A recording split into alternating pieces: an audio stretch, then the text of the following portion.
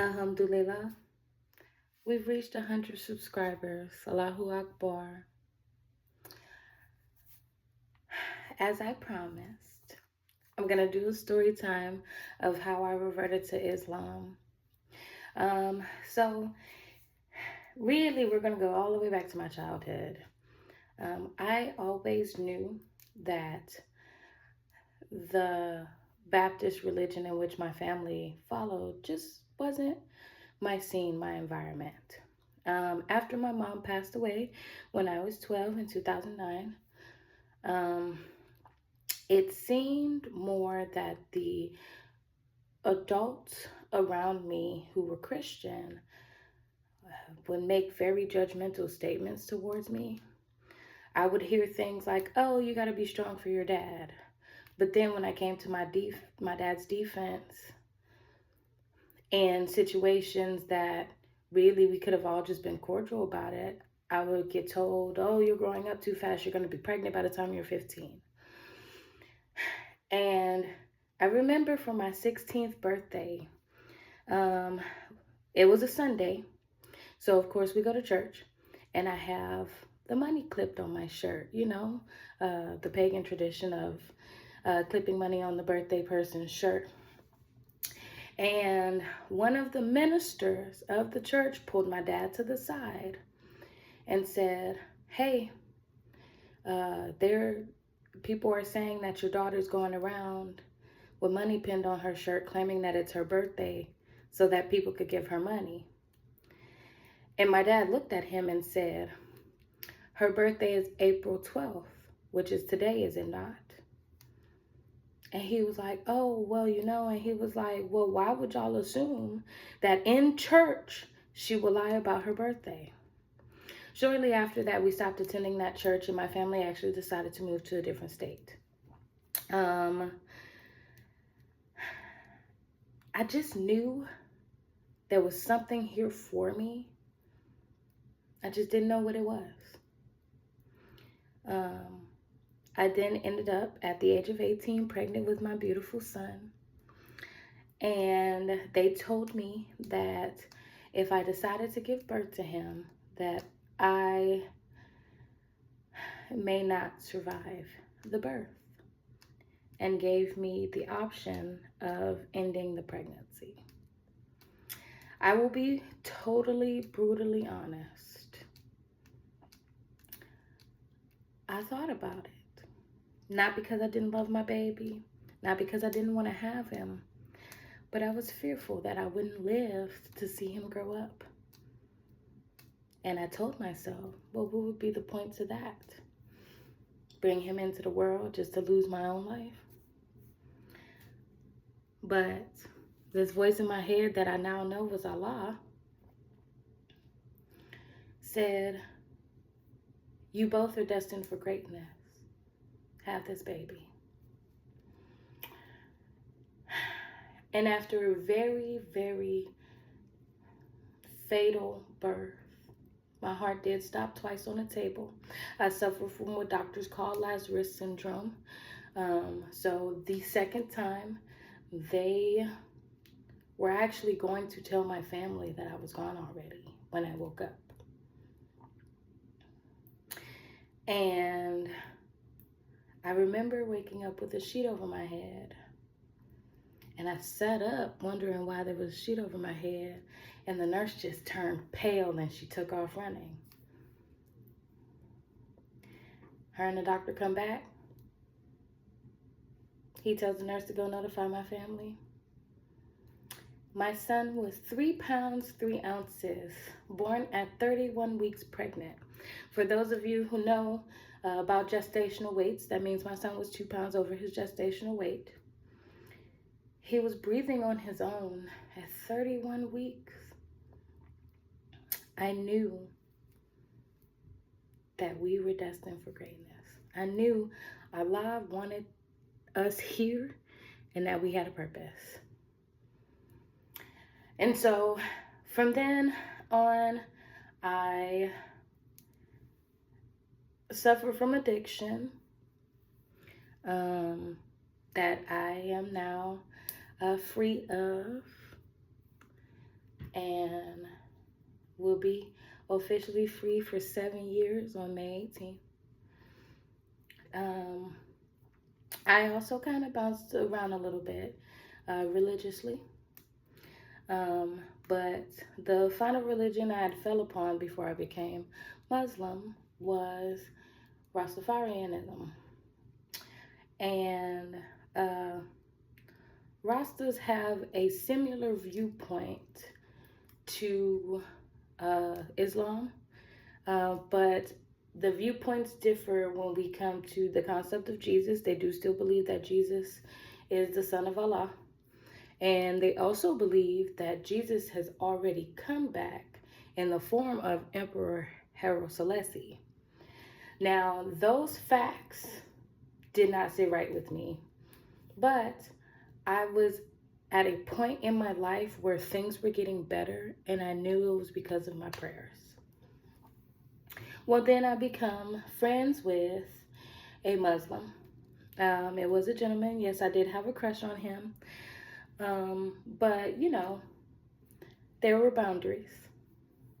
So, as I spent time getting to know him, he would tell me about his prayers and, just the different things that were in the Quran. So I started asking him questions, and not like a interrogatory way, but because the things he said made sense to me. They touched me in a way that I could have never imagined.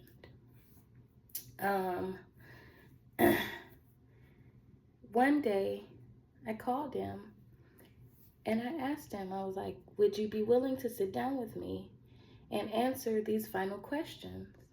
Because my heart has been heavy lately and I think I'm being called to Islam. And of course, he was like, you're not doing this because, you like me or anything, right? And I was like, no, of course not. Which I understand why he would presume that would be the reason, but it was just the way I felt when he talked about Allah. It was like he was speaking to my soul directly. And, he tells me, yeah, I perform my shahada over the phone. Not every Muslim woman wears hijabs, these different things that I'm wondering. Because, of course, at the time, my beauty and my image was a big thing for me. So I didn't want to restrict myself, as I would say then, which, I find it funny now because now I'm a full-time hijabi. So, which I'm not saying that there isn't beauty in being a hijabi. Actually, I feel my prettiest now when I wear my hijab. And also the niqabis, I aspire to be one day. I just got to get comfortable with cloth being on my face for long periods of time. But I went onto this website called thenewmuslimacademy.com, and I requested to speak to an imam over the phone. And of course, after that conversation, I would decide if I wanted to revert to Islam or not. Well, I receive a phone call, and this imam, he's explaining to me the beliefs of Islam, which I had already known because I had already been doing my studying. I had already began trying to learn the prayers. I had already received the Quran from my friend as a gift. It is the one that you guys see me reading in my videos. That is my very first Quran, and it was a gift. It even has my name written in it. It says Allahu Akbar. But I decided that I was going to give my life to Allah. And it was a journey. It didn't take long for me to make the decision, but getting to the point where I actually did it, it was a journey. I was worried about what my family and my friends would say. I was worried about the things that I would lose. I was worried about the people that would walk away. I was worried what happens if one day my heart doesn't feel it anymore. Am I going to walk away? I was worried about all of those things, but Allah just kept saying to me, You've been chosen. Accept it.